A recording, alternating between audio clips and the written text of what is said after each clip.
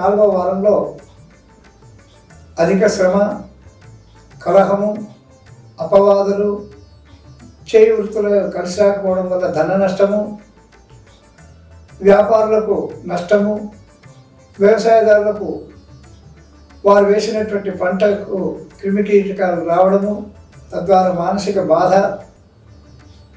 స్త్రీలకు కుటుంబం యొక్క పెద్దల చేత కానీ కుటుంబంలో ఉన్నటువంటి వ్యక్తుల చేత స్త్రీలకు ఇబ్బంది కలిగేటువంటి మాటలు పడేటువంటి అవకాశం మెండుగా ఉంది. కాబట్టి ఈ ధనురాశి వారు రుద్రాభిషేకము లేదా ఆదిత్య హృదయం చదువుకున్నట్టయితే వీరికి శుభ ఫలితాలు జరిగేటువంటి అవకాశం మెండుగా ఉంది. ధనురాశి వారికి 4 వారాలు.